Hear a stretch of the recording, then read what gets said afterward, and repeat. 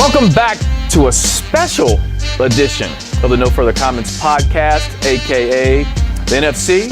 I'm your host, Alex Meacham. Now, usually, I have my co-host, Glenn Riley, here to my left. In front and center is our producer, Mario Doremus. But today, we're going to take a different direction. We have a special edition of the NFC podcast, which will be called the Basketball Insider Podcast. Now, what we'll be doing with this one is I'll be talking about college hoops, high school hoops here in the Cincinnati and Northern Kentucky area, and also dive into the polarizing NBA. Now, we will be back with a new edition of the NFC podcast next week, the week of January 15th. But I do have somebody here with me today. I'm not going to be alone.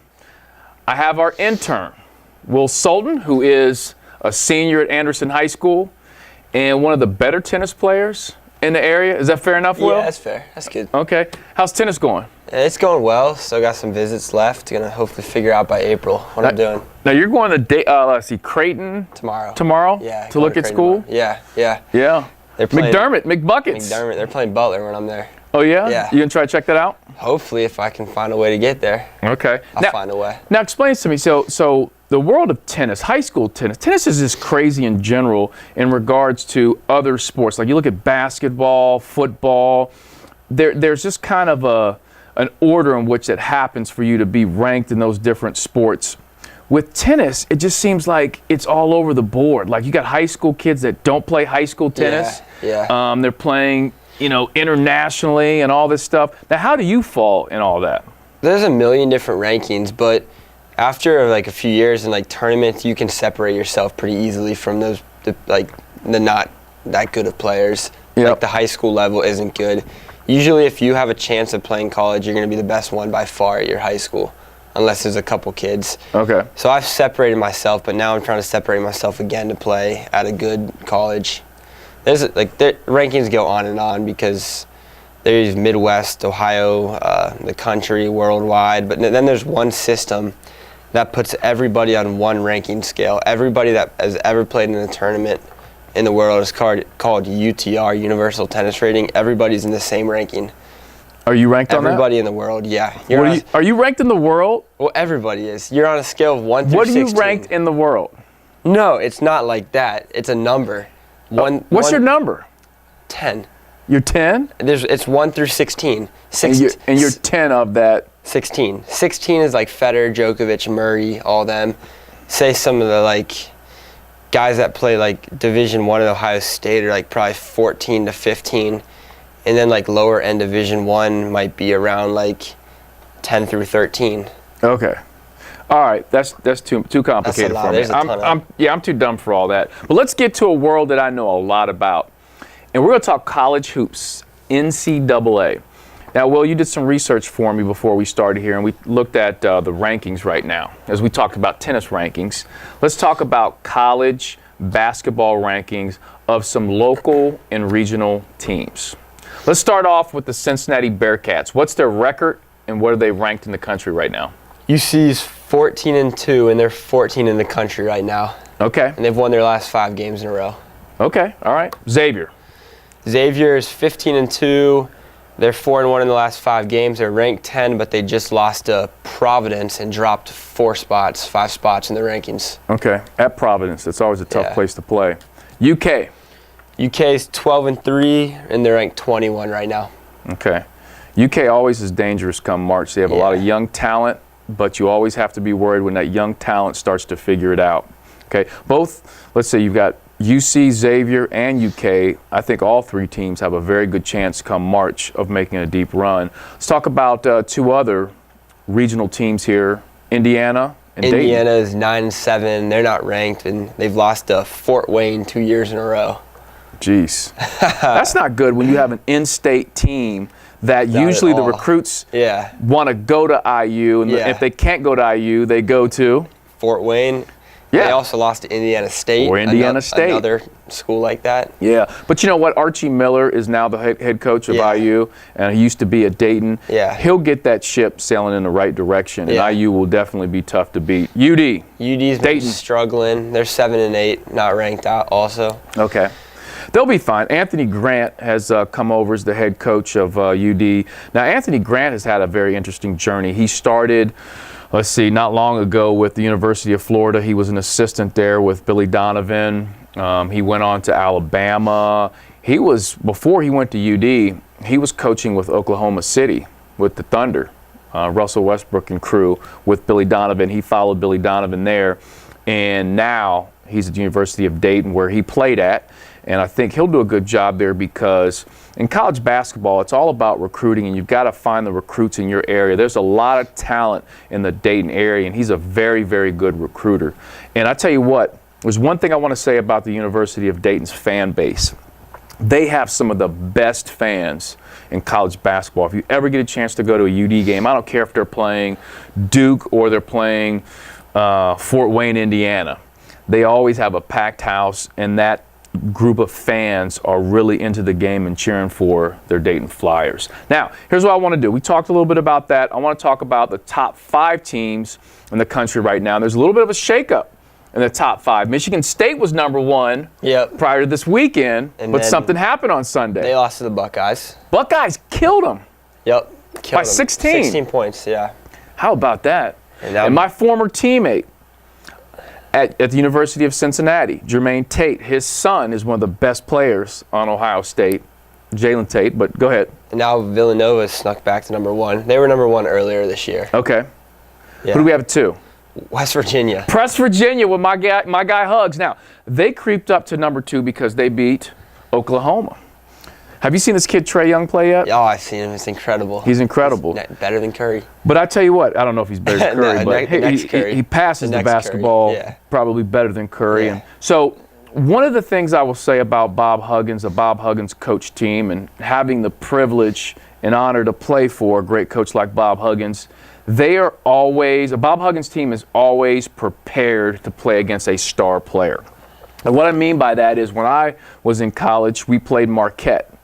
And there was a budding superstar at Marquette by the name of? I know it. Come on, Will. I know you're young. How old are you? 18. 18. You should know this guy. He's with the Cavs now. Dwayne Wade. Dwayne Wade, yeah. Dwayne Wade played at Marquette, and I tell you, Dwayne Wade is the best college player that I ever played against or was a part of playing against. Dwayne Wade was hands down the best. He was very tough to guard, one of the leading scorers in the country while he played. And Hugs always had a good scheme set up to play against guys like Dwayne Wade, Lamar Odom, Cuttino Mobley. These are guys that played in the NBA that played at Rhode Island. And he always had a good scheme and was able to hold these guys to a lower number than what they usually average. So there's no surprise that they were able to contain Trae Young to an extent. Didn't stop him. He still had a lot of points. I think he might have had like 29, but it wasn't his normal type of 29, and West Virginia escaped with the win. So who else do we have there? Yeah, Virginia at 3, and then Michigan State dropping to 4, then Purdue at 5. Purdue. How about that? You know, I watched Purdue earlier in the year. I believe they played Arizona, and I'm a big Arizona fan. I love Sean Miller, and they have a tremendous amount of talent. Sean Miller has not been able to get these guys to play according to his system and play the Sean Miller brand of basketball, but Purdue beat them. And I said, man, this Purdue team has some serious talent. So that's no surprise they've been able to creep up. But there's been so many shakeups in college basketball. You look at early in the season, a lot of these teams that people consider the blue bloods of the NCAA, you know, you look at North Carolina, you know, your Michigan State's, Duke. I mean, they've lost some key games. I think Duke just lost the other night. Florida started off hot. I mean, they were shooting threes at such a high clip, and they really cooled off. They're not even ranked anymore. Who, Florida? Yeah. They won the other night. They snuck by on an amazing win. I don't know if you saw that game, but Florida won. They beat Missouri.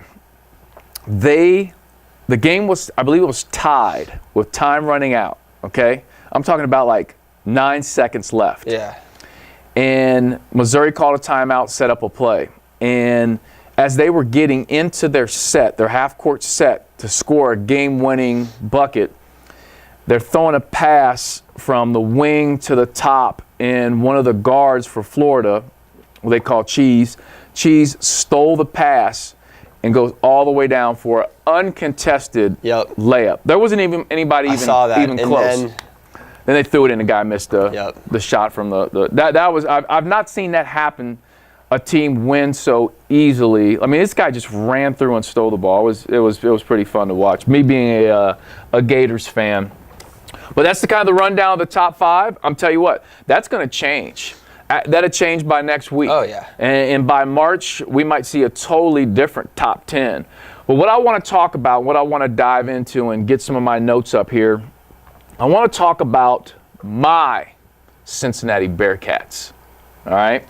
And I want to talk about the Bearcats. And college basketball is so interesting in that you have to break down a college basketball schedule into mini seasons. So you're looking at a complete season, but you're breaking it down into mini seasons, Will. Yeah. And as a fan, it's hard for fans to understand how mini seasons works. For example, UC started off the season here, and they started off hot, okay? First 3 games, they're averaging close to about 101 points a game. Fans' expectations through the roof. This team can score like no other team Mick Cronin's ever had. They go on the road, and they play in a tournament out of town. Their point production drops down to around the 70s. And then what happens, they go play Xavier. And Xavier exposed them in a lot of ways offensively. And it was early in the season. They played Xavier on December 2nd, so there were a lot of things that they hadn't really got implemented into what they're trying to do. And what happens is they lose to Xavier, and then they turn around and they play Florida in New Jersey, and they lose to Florida by 6. And at the time, Florida was number 5 in the country or whatever they were at the time. And now the fan base is starting to jump off the ship. Right? You lose 2 games back to back, and you lose them in the Xavier. They got just beat from the beginning to the end. And in the Florida, it was kind of like they lost it at the end. So 2 disappointing losses. But when you look at a college basketball schedule and you lose 2 games like that, it's still early. It's early part of December. That's a mini season right there. Yeah. And you've got to get from the beginning of the season to Christmas break. All right, and then after Christmas break, you start a new type of season. Now, what was big for the Bearcats, Will, was after they lose to Florida, so they lose 2 in a row, they play a home game against Mississippi State, an unranked Mississippi State team, but I think a tough Mississippi State team that will eventually, I think, do decently well in the SEC. And they beat Mississippi State 65-50, so they start to get their swag back. And then they go play at UCLA. Now, the game at UCLA, we're going to look back. I think, in my opinion, we're going to look back on this Cincinnati Bearcat 2017-2018 team. We're going to look back at these 2 wins, one at Mississippi State and the other one at UCLA, as a big turnaround for the Bearcats. Because if the Bearcats lose to Xavier, lose to Florida, and then lose or play a close game with Mississippi State and then lose to UCLA, fans are jumping off the boat. The kids are losing their confidence and not trusting the system. But instead, Coach Cronin and the staff, they get these kids focused. They beat Mississippi State. They go and handily beat UCLA in LA. And I was there for that game. Yeah. And I'm going to tell you what, I was there for that game, and kudos to all the Cincinnati Bearcat fans that made the trip out there to Los Angeles. There were about 500 to 600 Bearcat fans at the arena. We're cheering loud for the Bearcats. And there was a point, Will, during the game that the Bearcat fan base started chanting for the Bearcats. And it was so loud in there, pro Bearcats, that UCLA fans were like looking around like, dude, is this a Bearcat home game? Like, I'm sitting close to UCLA fans, and they're like, what's going on? Do you guys always roll like this? Yeah. And I'm like, well, this was a big game for us. So that was a big win. So that kind of changed the momentum for the Bearcats. And then, the Bearcats go on and win 4 or 5 games from that point on. Didn't play a great game against Temple. The Temple game was an interesting game because you go on the road, you're playing Temple, who's, gosh, they might be last in the league. I don't know if they've won a league game yet, but you're playing on a Thursday night. It's cold. It's cold in Cincinnati. It's cold. You're playing inside. It doesn't matter. Now, I'll tell you why. I'm going to tell you why. Because these players have to travel. So you're going from Cincinnati to Philly, and they had a snowstorm in Philly. And guys, number one, you have guys that are injured. So you've got Kane Broome, who's their, and I'm going to talk about Kane a little bit here, but he's their point guard that really pushes the pace. He had an Achilles issue and some ankle things. He's out. He's hurt. You got some kids that are battling some sickness because of the cold weather and all that stuff. But just traveling in the cold weather when it's 0 degrees, it's -7 in Cincinnati, it's probably the same in Philly. That sucks, dude. It's a big difference traveling from Cincinnati to Philly in the cold between going Cincinnati to LA. When they played in LA, it was 80 degrees outside. That's a big difference. Just got to deal with it. You got to deal with it, but it does wear on 19, 20, 21-year-old kids who are on the grind, taking exams and all this stuff. But the key is they went there, didn't play well at all, and they left a 55-53 winner on a buzzer beater shot by Jacob Evans. And talk about Jacob Evans a little bit. The thing with Jacob Evans is, in my opinion, Jacob Evans has to be the leading scorer on this basketball team and the most aggressive guy on the basketball team on the offensive end, game in and game out. Now, will he be the leading scorer every game? Probably not, but he's got to have the mentality to be the leading scorer, and he's got to be aggressive. Like last night's game when they played SMU, he was aggressive. He was attacking. He was pulling up for the mid-ranger. That type of mentality has to be shown every game. Now, there are going to be games when Gary Clark is the leading scorer, and I'm wearing the Gary Clark is a problem t-shirt. Yeah. And there are games where Gary Clark will be your leading scorer, and that's fine. But Jacob has to set the tone. Of all the players on the team, I think talent, ability-wise, Jacob is the one that has the most NBA potential. Gary Clark has a certain skill set that could fit in the NBA, but Jacob has more of the NBA type of potential and talent. So they beat Temple, like I said, last night. They play one of the best games of the year. Beat SMU 76-56. They beat them by 20. They from the tip all the way to the buzzer. They played well defensively. The pace of the game was a lot better. I want to talk a little bit about the pace of the game. One of the keys for the Bearcats this year is the pace in which they play. Here's what I mean by that. And when people think of pace, they think offensively. But pace can also be defensively how you play, picking up full court. Now, when you pick up full court, that speeds up the game. By the time the other team, like SMU last night, by the time they tried to beat the press and get it over the court, they're setting up. There's only 20 seconds on the shot clock. And then they're scrambling, they're kind of moving around, and we might get a steal, push it down.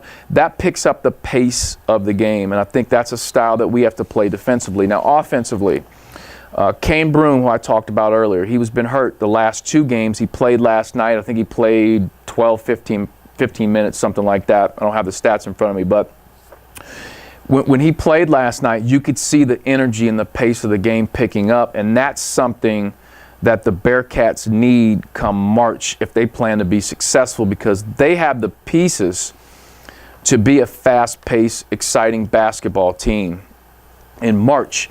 So when Kane's pushing the basketball, he's playing at a fast pace. That gets Jarron Cumberland involved. And Jarron Cumberland has been struggling of late. I thought he really picked up things last night. He's starting to get out of his slump, but he's been struggling. You got to quit coughing, dude. I know. I got some sick going on. It's that cold weather, I'm telling you. I drink some water. Yeah, you need something, man. Get you a cough drop. So Jarron Cumberland has been struggling. But like I said, he's slowly getting out of that. And one of the keys for him, I think, is when the Bearcats were playing at a faster pace, and like I said, in the first 3 games, they're averaging over 101 points a game. He was the leading scorer because he's getting the ball, he's getting in transition, he's attacking the basket, And everybody knows he's probably the best at attacking the basket in transition. Now, occasionally, Bearcat fans get frustrated with him when he gets called for the charges because he's attacking the basket so aggressively. And sometimes he needs to stop and pull up and hit the mid-ranger. But one of the things that's great for Jaren is if he can attack the basket in transition, get an and one or get a foul called, he can go to the free throw line, make a couple free throws. I think last night he might have been 4 for 4 from the free throw line, but gets to the free throw line. And that kind of gets your momentum and everything going when you can make some free throws. That then helps you when you're shooting a jump shot, you feel some confidence. The greatest player to ever play the game of basketball, Michael Jordan. We know that, right? You don't argue that. You're not one of those LeBron kids, are you? I'm not arguing. Okay, good. So Michael Jordan used to do this thing where early on in the games, his goal was to get to the free throw line. Not try to shoot and make tough shots to start the game, but to more so get to the free throw line off of easy attempts, being physical, and making some free throws and building his confidence early, right? That makes sense. And that's what he did, throughout his entire career. Now, in Jaren, in part, that's kind of a little bit of his philosophy that if he gets to the free throw line, is attacking, he can kind of get that momentum going and he can knock down his jump shot. But what happens when you've got a guy like Kane Broome pushing the pace, that helps out a guy like Jarron Cumberland to attack aggressively in transition, get to the free throw line, and get his momentum going. Because the Bearcats flat out need Cumberland to knock down open shots, three-pointers, because this Bearcat team has not proven that it can consistently knock down the three-point shot. We're going to need that in March. We've struggled in the past with that. Our bench guys, Keith Williams, and Moore comes in as a great shooter, but he's not proven he's consistently a great shooter yet. So we're going to need more of the veteran guys like Cumberland and knock those down. But back to Kane Broome. As Kane Broome pushes the basketball, I think it also helps a guy like Gary Clark, who does a great job running the floor. Now, Gary Clark is a problem in the post, and usually when you think about a player in the post, that's off of a more slowed down half-court type of situation. But when you're pushing the ball in transition, Gary Clark does a great job of running the floor, getting to the block, and also rebounding the ball offensively. Like if Kane's pushing the basketball, he kicks to Jaren shoots it, and Gary's in position to get that rebound, boom, he's back up, easy buckets. He works that hard. He's got a good understanding of where he needs to rebound, kind of like a Dennis Rodman was. Dennis Rodman always knew where the missed shots would go. And also playing at a fast pace helps out somebody I think that's been a little bit of an enigma this year, and that's been Kyle Washington. Kyle Washington, some games looks great, other games you're like, who is that dude? Without Kyle Washington against Temple, Bearcats lose to Temple. Last night, I thought he played better against SMU, but a fast-paced game helps Washington out more. He's not going to out-tough you. So if you're in a half-court set and you're trying to throw the ball in the post to Kyle Washington, he's not going to out-tough you down there. So he's better in transition, kind of catching the ball, hitting that little 15-footer, that little baseline Chris Bosh type of shot, or throwing up that crazy jump hook that he does. But he needs a little bit of a speed to his game to make that happen. So my point being, the Bearcats need Kane Broome, I think, to be successful not only the rest of the year, but also come March and playing at a fast pace. And what a great opportunity. As I talk about mini seasons, you talk about a mini season right now. January is a mini season for a lot of college basketball teams, and specifically the Bearcats. So far in January, they've had 2 games, Temple and SMU, both of them they won. Now they go on, they play at South Florida, at UCF. They play East Carolina at home, Temple again at home, and then they play Memphis and then Houston. All capable games that they can win. UCF looks like it's going to be a tough one at UCF because historically we've struggled a little bit down there, but that could be a game we could win. So if the Bearcats can get through the month of January, 2 things, healthy will and also undefeated, That's going to give them a lot of confidence going into February, and the February stretch is going to be tough. Games like at Connecticut in February.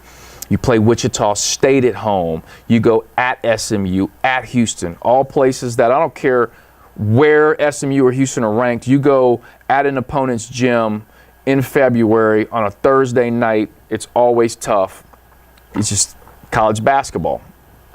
So January is going to be a great month. One more thing I want to talk about with the Bearcats here, and that is bench production. Guys like Trey Scott come off the bench, Keith Williams, Nasir Brooks.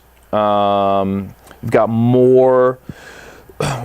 It's one thing for them to play minutes, and it's another thing for them to be productive with their minutes. And that's what I would like to see more from our bench, is guys not just getting minutes to just fill minutes, but to be productive with the minutes that they do get. So with Trey Scott, last night Trey had a monster dunk, Will. He took off on the baseline and he dunked on this dude, kind of like something you would do, right? Yeah, for sure. Can you jump at all? I can jump. Everyone can jump. No, I mean, can you no. Let me rephrase that. Can you jump? I can touch a rim. Can you really? How tall are you? 6 feet. You're about 6 feet? 6 feet. I thought you were taller than that. It's only here. You can only hear it. I'm 5'8". Okay. All right. All right. I'm 6'1". Well, Trey Scott took off on the baseline, had a monster dunk, and I think that's something that will help out his confidence. He's a high energy guy, and if we can get some more minutes out of Trey Scott, just from a standpoint of coming in, picking up the energy when maybe the energy's down, getting rebounds, getting defensive stops. If he does those type of things, he's going to be a huge, huge boost off the bench. Now, I've been screaming for Keith Williams to get a little bit more time. So when you have a team like SMU, or potentially when we go to at South Florida, games like that, if we can get Keith Williams in more and get him more acclimated into the offense and what we're doing. He's strong. He's got a little bit of a swag to him. I think he might be from like Brooklyn, New York or something, but he's got this swag to him. I'd like to see him get some more minutes, but to Mick Cronin's, credit, he's got a tough job where you've got some seasoned veteran guys and you're trying to get all them the time and minutes they need, but yet trying to get some freshmen in. That's a tough gig. That's a tough thing to do. But I'd like to see Keith Williams get some more minutes. I'd like to see Moore get going, knocking down some shots. I think he's just been too inconsistent all year, and I've kind of been a little bit disappointed with him as a shooter. It seems like he's always off balance when he shoots the basketball. If you watch him, just watch his legs and watch the twist in his hips when he shoots the basketball. He might need to spend the offseason trying to square himself up a little bit better. I don't know if he went through maybe a leg injury at some point that caused that change in his stance on his shot, but he needs to work on fixing that for the college level. You might be able to get away with it in high school, but as we all know, college is faster and stronger, and you can't do the same things you did in high school and be successful in college all the time. You've got to work on it, and that's the great thing about off seasons. So, in short, in January, if the Bearcats can leave out healthy, Kane Broome stay healthy, and everybody else, I think Jacob Evans might be battling a little bit of injury, but I think he's fine. Stay healthy and leave out January undefeated, giving these guys confidence, get the bench guys acclimated, and continue to work on pushing the pace.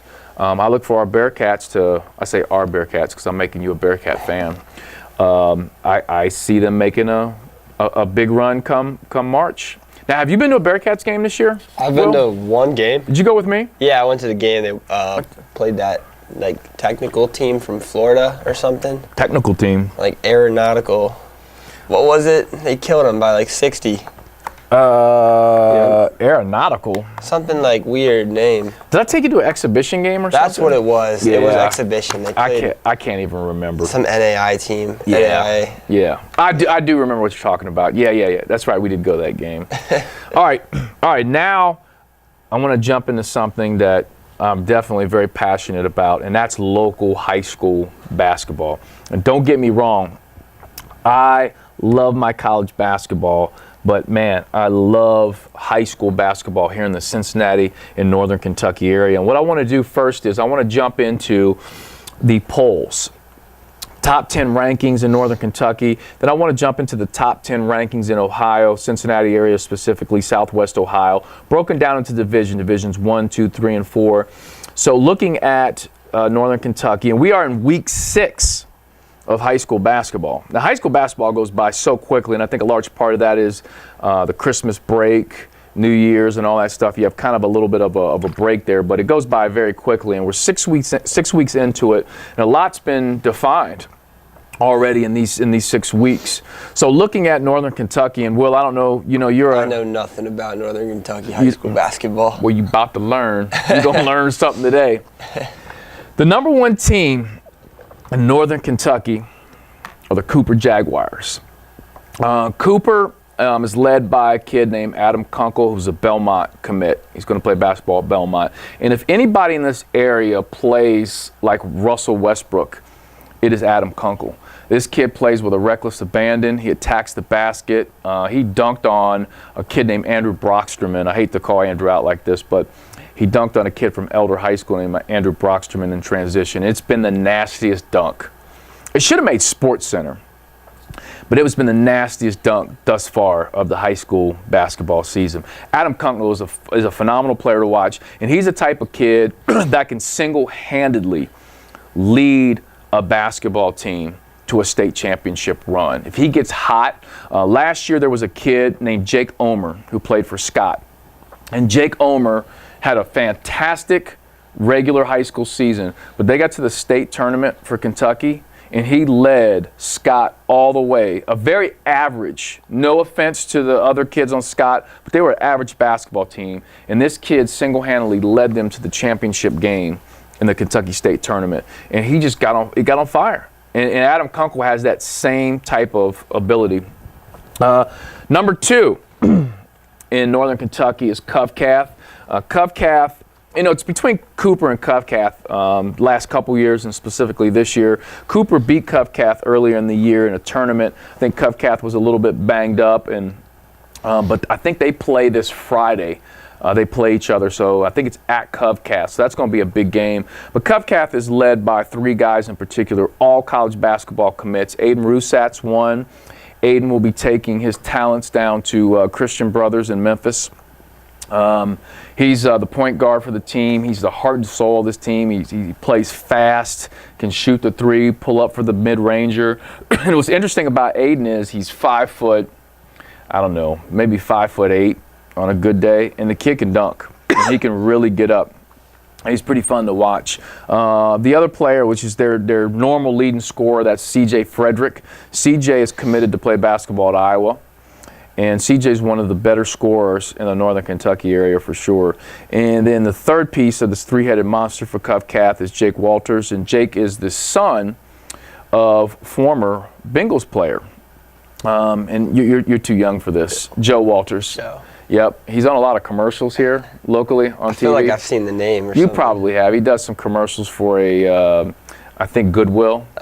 But Joe's a very big human being, and Joe's so big it looks like the shirts he's wearing are just not comfortable for him. Like he could be in a T-shirt, a button-up, anything, and you're like, that just doesn't look very comfortable right now. He's just a big dude. Now his son is big. He's like gonna be like 7. He's headed to Xavier. Oh, wow. Yep. So that's the 3-headed monster for Covcath. Now, and you think the Cooper team can beat this team? Cooper already beat them earlier in the year, but what happened was these guys playing? Covcath was a little banged up. The 3 of these guys that I just named were playing. I think some of their other guys off the bench weren't. I think Covcath had played a lot. There was a lot of things. I don't want to make excuses for Covcath. I'm not like pro Covcath or anything, but I don't think that game in particular is a great sample for the 2 teams. I think Friday will be when they play Friday. Although it's at Covcath, which at Covcath is one of the toughest places to play in Cincinnati, Northern Kentucky. I don't care where you are, in the state of Kentucky. The Covcath student section is unbelievable. Like I feel like they practice or something. The student section, they must have practice. They've got these chants down. They've got everything down. That is a tough place to play. It's not a big gym. It's a cozy gym and definitely an advantage for Cubcats. So it's going to be interesting to see who wins that game on Friday, and then moving forward if Cooper can win at home, their home versus Cubcat. Moving on, Campbell County's number 3, which surprised me a little bit. Campbell County lost a lot of players. Campbell County was really fun to watch last year, and they lost, some of their most important players, some of their most important scorers, but they've managed to have a good season thus far. At number 4 is Newport. Head coach Rod Snap, good friend of mine, great dude. He has one of the most talented teams he's ever had, led by Mikkel Burris, who's going to Pikeville. And this kid is he's phenomenal to watch. He's a left-hander. He can get it done from the outside, put it on the floor one time. She's real silky smooth. So Newport's a team to watch just purely because of their talent.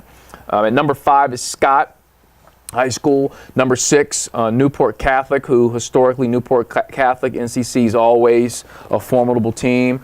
Simon Kenton is number 7. They've had a good year thus far, had some real quality wins. Number 8 is Boone County. Number 9 is Walton Verona, and Walton Verona is a team to watch. They have a kid who's about, I might be being generous, he's about 5'6", and he is absolutely phenomenal to watch. Just, I want to say Tuesday night, he scored his 2000th high school career point. And he comes from just one of the great families. Just an excellent kid, excellent family. I'm so excited that kid, Brennan Stanley is his name. Brennan Stanley is a senior. He hasn't committed anywhere for college yet for basketball, but hopefully there's a basketball program out there that takes a chance on him, because he's a kid that 3 years from now, colleges are going to be like, why didn't we take this kid? He's one of those kids. And then to finish it out, Holmes High School is at number 10. That rounds out Kentucky basketball. You learn a little bit about Kentucky hoops? I did learn a little bit. I want to go to the game Friday now. It's a big one. Good luck getting tickets. That place is packed in, brother. All right, now you might know a little bit about this, Will. We're going to talk about Ohio, Southwest Ohio basketball specifically. We're going to look at Division I. All right, the number 1 team in Division I basketball. Moeller? Nope. Couldn't tell you then. Princeton. Princeton. So, new head coach, Steve Wright. And Steve Wright is he does a great job with this Princeton team. There's one thing, I don't know Steve Wright very well, but just from some of the things that I've seen and heard, he's really dedicated to these kids, and not only their development on the basketball court, but also off the court. Princeton is led by the Syracuse commit, Darius Baisley, who is arguably not only the best player in the Cincinnati area, but one of the best players in the state of Ohio. You talk about a kid in Darius Baisley who has pro potential. So I know some people saw him last year and said he doesn't have a type of motor to be a high-level Division I guy. He doesn't have the motor to play at the next level for the NBA. But during this offseason, AAU and workouts, the kid has improved a tremendous amount. So if you take that and you put him at a school like Syracuse with their weight program, nutrition, their high-level coaching, this kid has no choice. So you either buy in and get better, or you walk out that door. And if this kid buys in and sticks to that, he for sure has pro potential. So they also have some very good players beside Darius Baisley. They have Darwishi Hunter. Darwishi, obviously the best name in Cincinnati. Yeah, easily. This kid transferred in. I believe he's originally from Arizona. I want to say he's from like maybe Phoenix, but he moved in here a couple years ago. And Darwishi can score the basketball. He absolutely score the basketball. Gabe O'Neill, one of the big guys down low. Lefty, I call him Big Smooth. He's a big guy, but he's smooth. Great kid, by the way. So that puts Princeton at top. They're number 1. Number 2 is Moeller, who a lot of people think is one of the preseason number 1. So that's probably where you're getting that from. And a lot of people think they have the most talent in the Cincinnati area. And in a lot of ways they do. But the one thing that's hurt Moeller in some regards is the injury to Miles McBride, who's their point guard. Miles got hurt during the football season. I was at the game that he got hurt, and so I believe he's pretty much out for the season. If he does come back, it won't be until late, and I'm not sure how effective he'll be at that point if you come back that late in the season. But Miles McBride really changes the complexion of Moeller's team. He gives them athleticism. He gives them a lot more speed. He becomes another offensive threat. Now, trust me, Moeller's got plenty of talent. One of the kids' names is Jackson Hayes. I don't know if you heard about Jackson Hayes, but he's headed to Texas. He's going to play basketball at Texas. And like Darius Baisley, people really weren't sure about Jackson Hayes because last year for Moeller, I think he might have averaged 1 point a game. I think he might have played 9 minutes a game, if I'm not mistaken. Tremendous AAU season. Kid's like 6'10" now. His mom and dad, you can just, when you see his mom and dad, you'll go. I think his dad might be the linebacker or tight end coach for the Bengals, and his mom, I believe, played college basketball. I mean, they're a great looking family for basketball. Like you see his mom and dad, and they're tall, and that's like a man. Whatever child they make is going to be a good basketball player, or if it's a good female player, or volleyball, whatever it is. Tall family, and as a result, you have Jackson Hayes. And the kid, matter of fact, Moeller played at Covcath, and I went to that game, and Jackson Hayes almost had a tip dunk. If he would have made this tip dunk, well, I would have left the gym. He jumped from so far out, and there were 2 people in front of him for Covcath. It was nasty. Speaking of dunk, the kid that I think is becoming. And I wasn't sure how he was going to play this year, but he's definitely exceeded expectations, and that is Jeremiah Davenport, who's headed to Wright State next year for Moeller. And he had a dunk versus Covcath. And he dunked on this kid. I'm not even going to name the kid at Covcath because I felt so bad. He dunked on that kid. It was an and one. It was nasty. So Adam Kunkel from Cooper, his dunk, and Jeremiah Davenport's dunk this year were phenomenal. Moeller also has a lot of kids that come off the bench. Carlos Garcia, also a fine player for Moeller. Sleepy Payton, point guard. Plenty of players for Moeller to have a chance to win the state tournament, even without Miles McBride. So, moving along, at number 3, you've got Mason. Mason High School is a team, Will, where they're almost like Butler from a standpoint that you could put like anybody on Butler's team, and it just seems like they find a way to win. Mason's the same way. It's just like every year they've got new kids, but they fit a system, and they do that system perfectly to what that coach wants. Whatever Coach Rich does to get them to buy in, he does an excellent job. Now, Mason just had a loss. They had a huge loss the other night to GMC rival Oak Hills. And Oak Hills is the number 4 team in the city, right behind Mason. And Oak Hills is coached by Mike Price. And you've met Mike Price before. Yeah. Mike Price is just an absolute gem in the Cincinnati area. In the state of Ohio, he is one of the best, not only best X&O coaches, but I think more importantly, you won't find another coach in this city, and this is no offense to any other coach, that has done more for young people than Mike Price, both on and off the court. I mean, the stories are just endless what this guy does.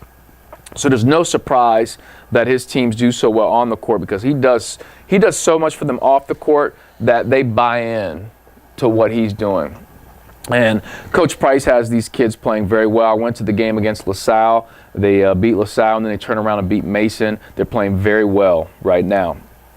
Number 5, Walnut Hills. Walnut Hills always is at the top. They always play well. Lakota East, they're number 6. They have a ton of talent. It's just going to be a matter of can Clint Nagel, the coach there at Lakota East, can he blend all that talent together for that late run for the state tournament. Now, at number 7, a team I just watched the other night is St. X. Now, St. X has struggled the last couple years. But I tell you what, St. X is a sleeper this year. St. X, when I watched him, I left there and said, if this team can consistently play this style of basketball, they have a chance to be a big-time sleeper in the tournament this year. Chase Wolf, do you know who Chase Wolf is? Yeah. Quarterback? Yeah, I've heard the name. Chase Wolf's the St. X quarterback. He's headed to Wisconsin, and he's playing basketball as well. He's a high-energy guy. He's played so well for them. I mean, this year, the game I went to, he threw some, no surprise, he threw some dimes. He was dropping some serious dimes, and him being a quarterback, that's what he should do. I went to a St. X Anderson game early in the season. Okay. For football or basketball? Basketball. Yeah. Mm-hmm. St. X, it was close at half, like 2 points St. X was up, and they just ran with it in the second. And that's St. X's issue is, can they get over the hump of, just playing average? Can they play above average? And when I went to their game against Roger Bacon, my old school, they played above average. Had I thought an excellent game. Chase Wolf, Nathan Stockman is a kid on the wing. He's a great shooter, and if that kid can get hot, he really stretches the defense. And then Brandon Gilbert, who I said he is one of the most sneaky athletic players in Cincinnati. He's got to be 6'5", 6'6", and the kid is athletic. He doesn't look like it. He looked like he's half asleep on the court, but I tell you what, when he's in transition, he's wide awake. He's got his eyes open, and he dunked on Roger Bacon in transition the other night. It was pretty nasty. Now, coming in at 8 for Division I is LaSalle. LaSalle's down a little bit, new coach, legendary coach, Coach Fleming. Stepped down. He decided to go and watch his son. His son CJ Fleming's playing at Bellarmine. His other son is coaching at Oak Hills High School, and he has a daughter playing. So he decided to take some time away and spend some time with his family. And Coach Godey has taken over LaSalle's team, and they're in a little bit of a transition. Riley Hobner is the senior. He plays a little bit of guard, but more of a shooting guard. He's their best player, and he needs to be successful on the court for LaSalle to be successful. And coming in at number 9 is Milford. Milford has had a very good season. Milford's interesting because I don't know that this is the most talented Milford team ever, but I'm telling you what, they're playing well together. And they've won some games big. Like, I went to their game against Turpin, and I think the score was like 33-0. Going into the midpoint of the second quarter, Milford was up. Milford was really moving the ball, and they've got a kid, Jake, I believe you say his last name is Ehlers. He's just a sneaky man. This kid he scores, he manages to make good plays. He doesn't look like he's going to do it, but he is the engine that makes this team go. And then they've got some shooters. And then when they start making shots, they become a tough team to beat. And to round it off, at number 10 in Division I basketball in Southwest Ohio is Lebanon. All right, now we're going to jump into Division II. Division II in the Southwest Ohio area. At number 1 is Taft, and I tell you, Taft was so fun to watch last year, and they always have talent. And Coach gets them to play so hard. He does a great job with them.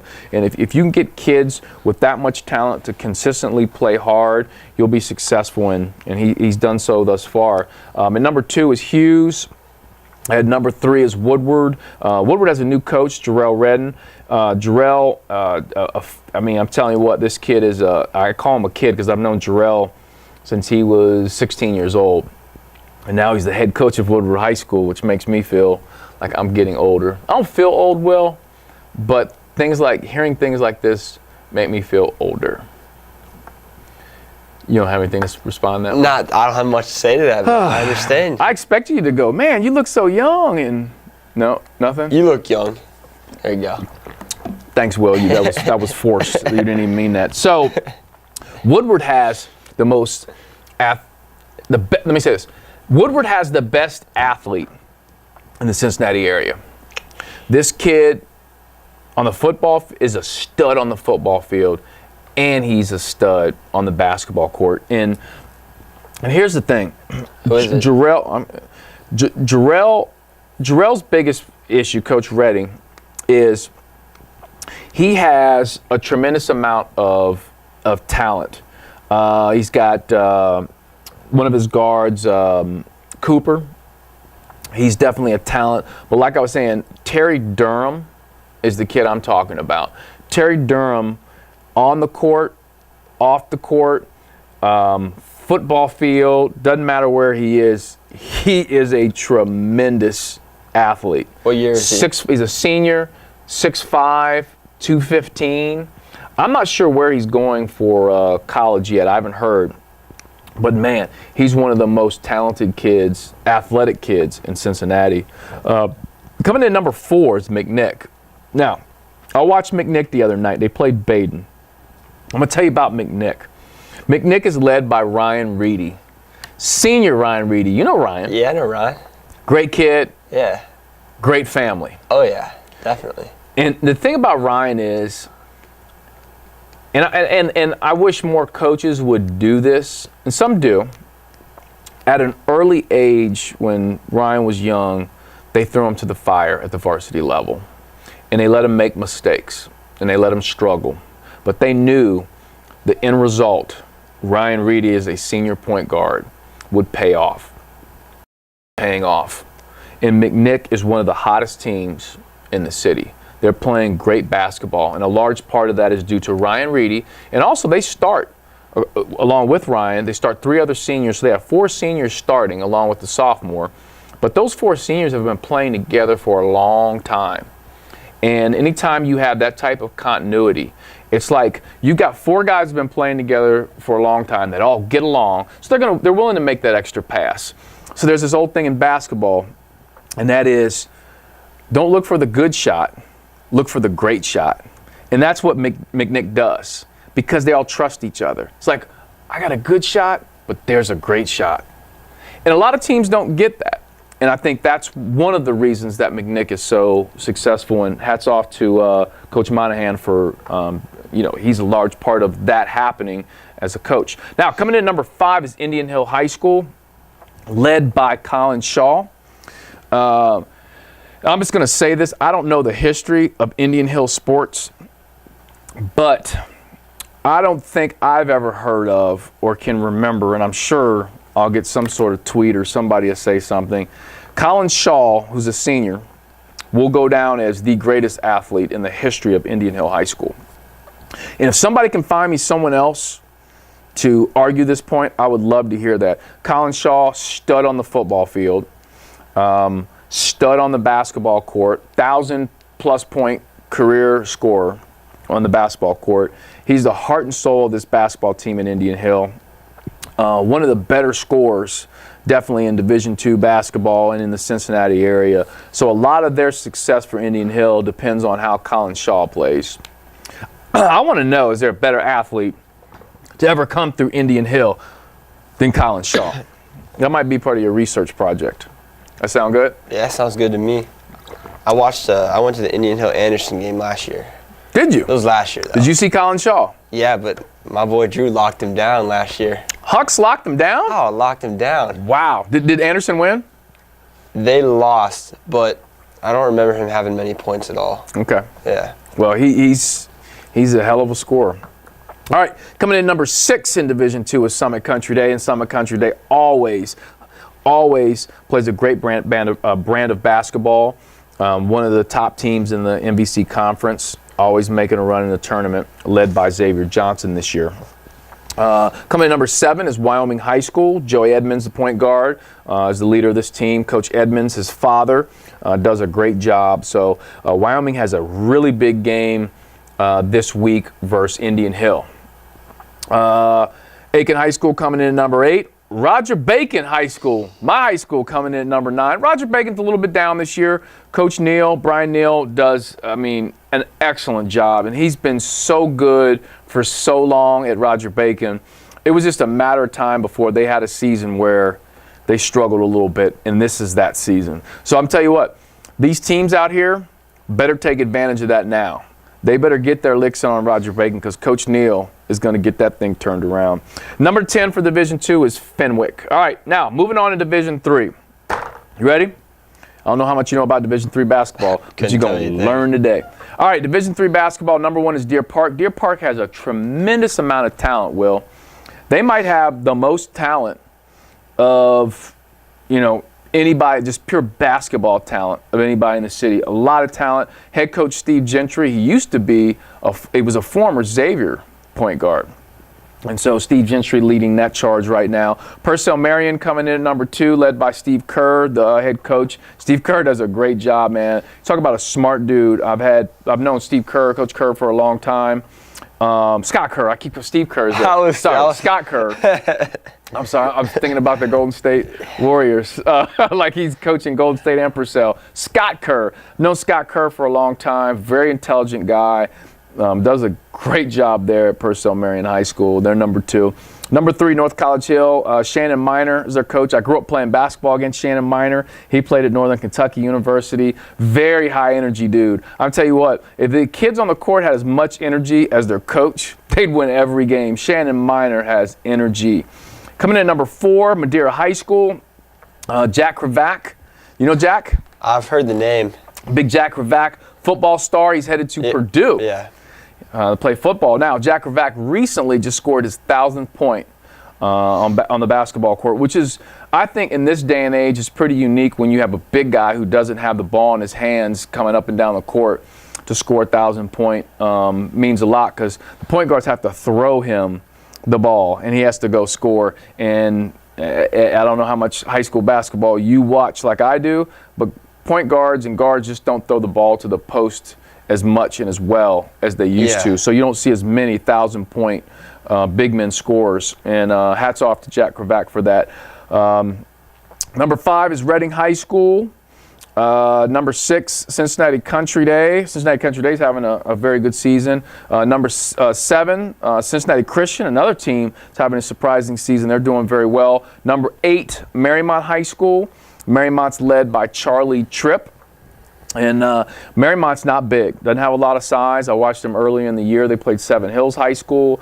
And Charlie Tripp really has to be aggressive offensively, and he has to shoot a very high percentage for Marymount to beat some of the better teams in the area. At number 9, Williamsburg. I'll be honest, I've never seen Williamsburg play, so I don't have any commentary. Number 10 is Georgetown.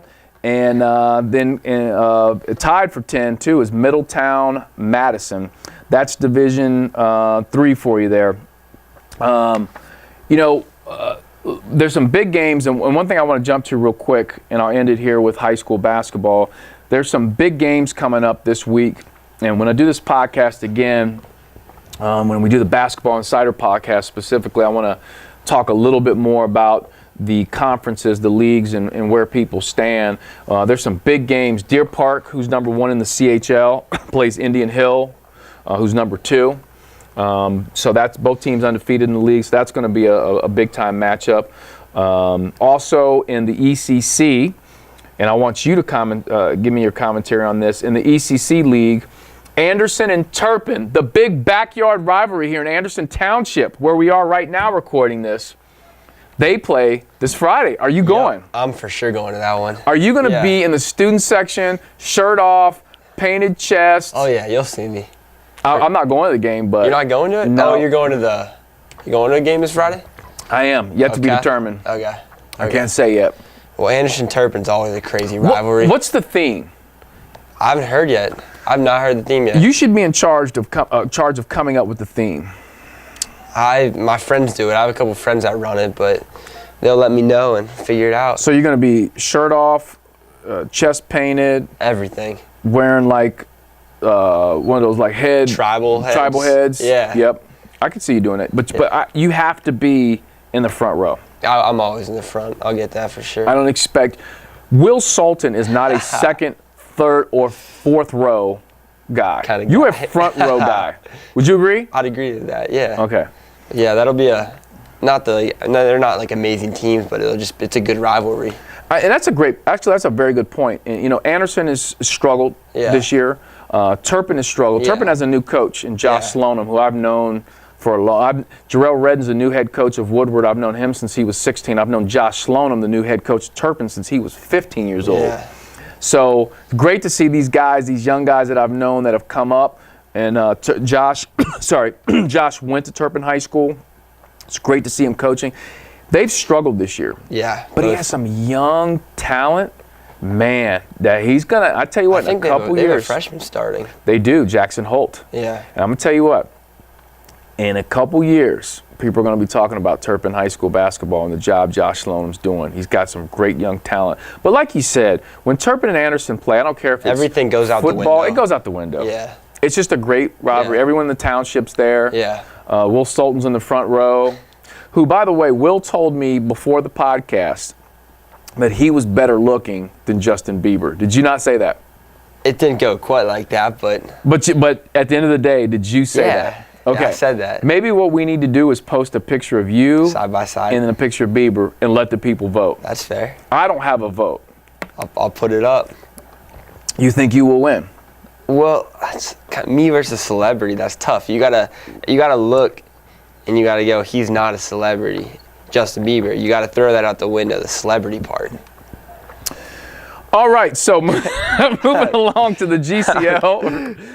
I just want to talk about the GCL real quick. St. X and Moeller play each other. You talk about another game where you just kind of throw everything out the window, like Anderson Turpin. With St. X and Moeller, I think the game's at Moeller.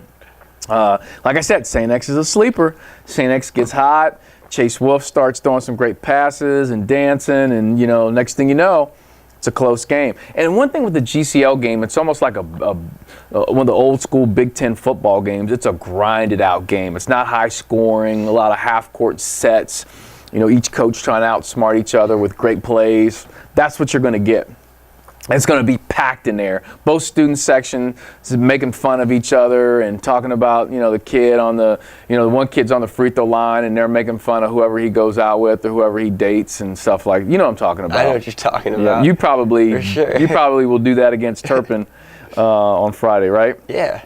I know. I'll tell you a funny story, and I shouldn't tell the story, but I won't tell the people involved. So.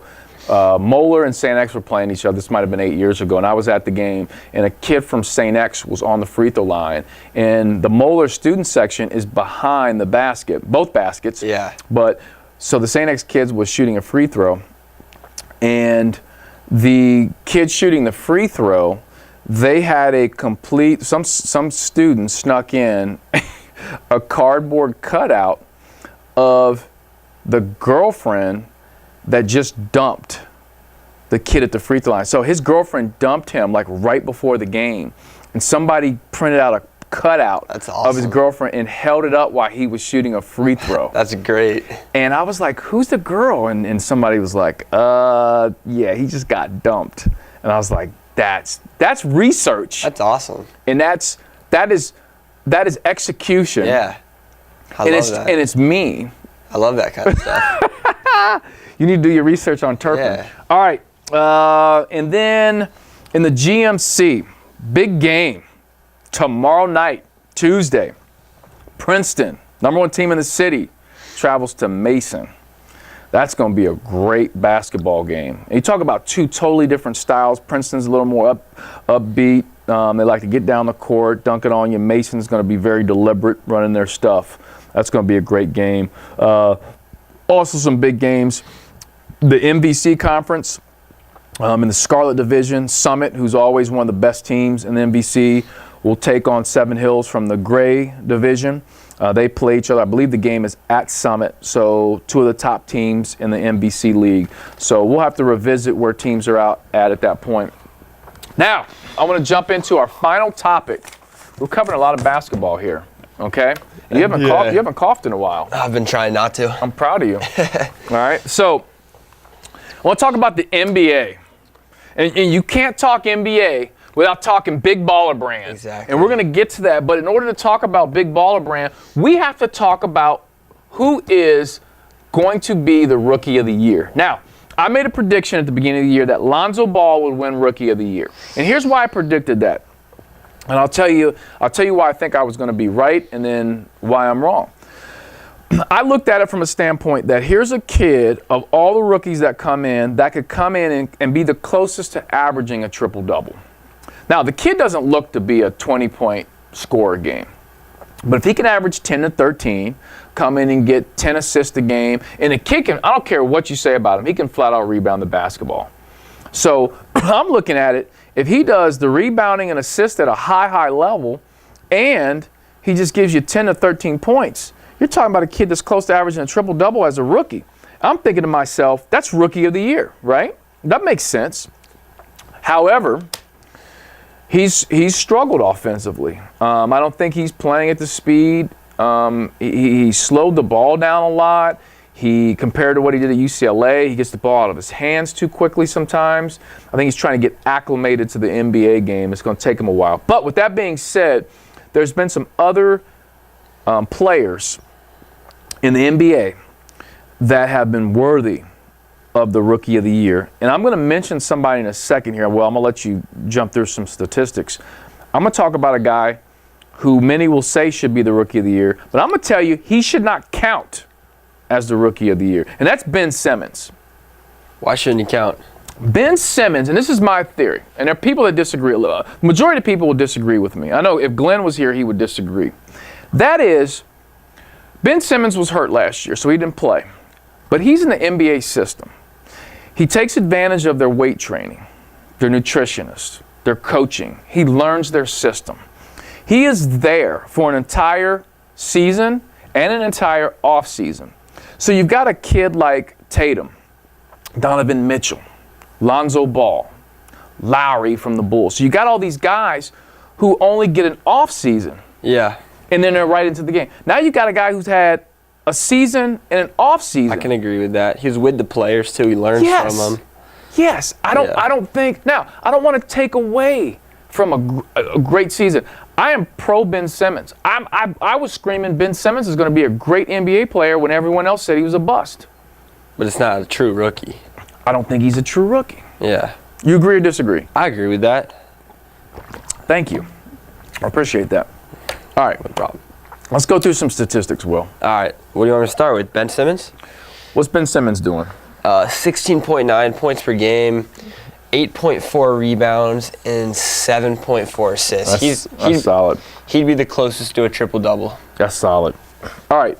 Who's next? Give me somebody. Jason Tatum. Tatum. 13.9 points per game, Yep. 5.5 rebounds, and 1.3 assists. Now, I tell you what, he's been impressive because he's playing on a pretty good, I don't think a very good team. Celtics team, but a really good Celtics he's team. Playing his role.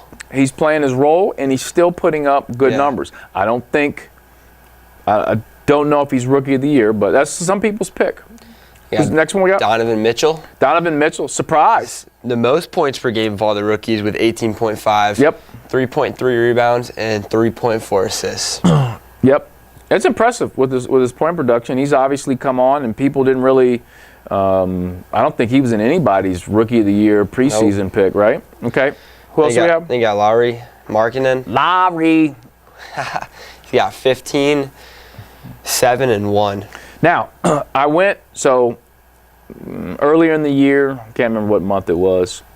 All these months blend together after a while, Will. I went to the Bulls game. Thanks to Lowry, he got me passes and all that stuff, so I got to hang out with him after the game. He didn't play. It was against the Pacers, and I'm a Bulls fan, right?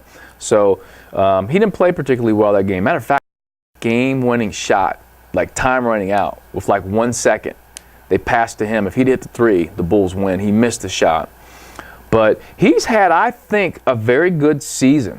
I mean, 15 and 7 is nothing to, compared to the other numbers. I mean, the other numbers are good, but that's right there with the other numbers.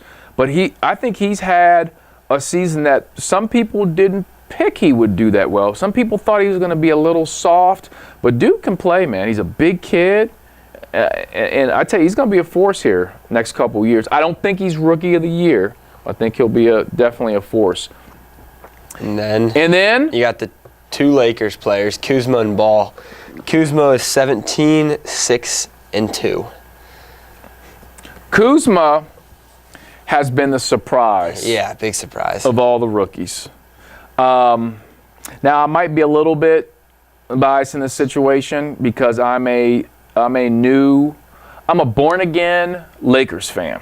I was a Lakers fan when Magic played, and then I transferred to the Bulls, and Michael came about, and I became a Bulls fan. I'm still a Bulls fan. But I'm back on the Lakers bandwagon. I admit it. When Magic Johnson came back, I said, I'm in. I love Magic Johnson. When he came back as general manager, I'm in. I'm in with the Lakers. So watching them as much as I do, Kuzma has been, I think, the rookie of the year thus far. And part of that, too, is it's a surprise. People didn't like Donovan Mitchell. I don't think people expected that. But that Kuzma's my vote right now. Who's the last one we have here? Ball. Big Baller Brand, baby. What are his numbers? 10, 7, 7. Pretty consistent. Those are consistent numbers, man. Yeah. Those are consistent numbers. If you go back and look when Magic Johnson was a rookie, Magic Johnson, who a lot of people consider one of the best point guards of all time, right? Yeah. He didn't lead the Lakers in assists his rookie year. He didn't. Jason Kidd, and I can name other great guards, didn't have the numbers that Lonzo has right now. So there's a lot of criticism towards Lonzo that I think partly is undeserved. I get that the pressure's on him. The microscope is on him because of LeVar. Yeah. Right? I still think those are solid numbers. Maybe not rookie of the year numbers. But here's the thing. The NBA is broken down into 2 seasons, Will. You've got before the All-Star game and after the All-Star game. If Lonzo comes on after the All-Star game You could change it. and starts balling, Big Baller Brand stock starts going up, people are wearing that Triple B t-shirt, he's getting triple doubles, game changes. Now, Even on a team that isn't winning many games? no, but here's the thing. When Lonzo got hurt and went down, Lakers were 0-6. Kuzma's production went down. Lonzo has an effect on that basketball team that people don't give him enough credit for. Now, I do think at the same time they've lost games as a result of Lonzo not being assertive enough, not being a point guard for 90% of the game, passing it up too early to Lopez or Larry Nance. Like, don't pass them the ball and let them run the show. So if I was to change my pick right now, I'm Lonzo. I don't know how he's going to do after the All-Star game, but Kuzma definitely. Also Tatum, depends on how he does. He's definitely a tremendous talent for sure. You don't think they'll give it to Ben, or you think they? I'm talking about me. Okay. Now, I think Ben Simmons is probably Gonna get it. Yeah. But I don't. There needs to be an asterisk. Kind of like those guys that are on steroids that have the home run records. Yeah. You've got steroids behind. You got an asterisk behind that. Not to say that Ben Simmons is on steroids, but First thing from it. he's got the advantage in my. And if you know what, next time we do our NFC podcast, we're going to talk with Glenn, and he's going to argue that with me. He's going to go, oh. So we'll argue that one out. Who's your pick? Oh. I'm going to go with, I think it'll be Tatum. Okay. I want it to be Tatum. I think it'll be Simmons. Okay. But that's, yeah. Because He's on a good team. Yep. Celtics. Yep. Well, hey, this was a great podcast. I love talking about basketball. And on a normal No Further Comments podcast, we talk a lot of pop culture. We do dive into sports, but I don't think we get into basketball at this level. It's always great for me to talk about basketball. Now, one thing I do want to say to you is our intro song and our outro song today is from Big Daddy Kane. Big Daddy Kane. The song... With a K. With a K. Big Daddy Kane with a K. The song is Young, Black, and Gifted. Okay? Now, do you know anything about Big Daddy Kane? Not a thing. Do you know what Big Daddy Kane looks like? Big? I set myself up for that one. Big wasn't necessarily Big. in relation to his stature. 40-some years old. He wasn't 40 when he rapped. Big Daddy Kane, was prior to, okay, on my list, this is my list. Jay-Z's the greatest rapper of all time. That's not even a question. Don't at me. Jay-Z's the greatest rapper ever. Okay? Now, Prior to Jay-Z, I loved Big Daddy Kane. You couldn't tell me anybody was greater than Big Daddy Kane. I felt like Big Daddy Kane never had a bad verse. He never shot an air ball. He never had a turnover on the record. It was like perfection. He was smooth. He had the best haircut. He had this high top fade, and he had parts in it. He had parts in his eyebrows. It sounds like you got a man crush He on had Big Daddy Kane. just like you do. You watched Justin Bieber videos for 10 minutes. It wasn't 10 minutes. Your face was so close to the computer screen. No. Yeah, When I walked in the door, you were watching Bieber videos, right? I was looking. Okay, don't stutter through it. Back to Big Daddy Kane. He had these gold chains on, and then he had these two dancers, Will, Scoop and Scrap Lover. Okay? Scoop and Scrap Lover. Say Lover. Lover. That's awful. Say it again. Lover. No. Lover. Scoop and Scrap Lover. Scoop and Scrap Lover. Yes. You know what? You say it so poorly. So poorly. No. So you take his two dancers, you take Big Daddy Kane, his outfits. That dude right there, iconic hip hop figure. And Young Black and Gifted is one of my favorite songs of his, one of the great hip hop beats. Jay-Z later on did a remake freestyle of that song, and that's one of my favorite Jay-Z verses. So just so happens that my two favorite rappers had the same beat. See, that's big. You just looked it up on Google there. That's Big Daddy. Click on that one right there. Tell me that guy isn't smooth right there. Look at that. Look at that high top fade. He's all right. Parts in the eyebrows. Look at that perfect fade. The gold chains. That doesn't make him a good rapper. But he was a good rapper. And I'm going to make you listen to him after this. I'm not listening to it. All right? Big Daddy Kane. All right. As we leave this, will you say Scoop and Scrap Love one more time? Scoop and Scrap. Lover. Thank you. All right. We appreciate everybody listening to a special edition of No Further Comments podcast, the Basketball Insider edition.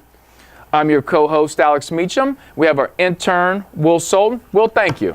Thank you. And you will be a Big Daddy Kane aficionado Big Daddy after Kane this. not We will happening. be back on the week of January 15th with a new complete episode of the No Further Comments podcast we'll talk a little Oprah and the Golden Globes. We'll talk Trump tweets. We'll talk about the Alabama-Georgia game. We'll talk about everything pop culture. Will Smith's movie Bright on Netflix, everyone's talking about.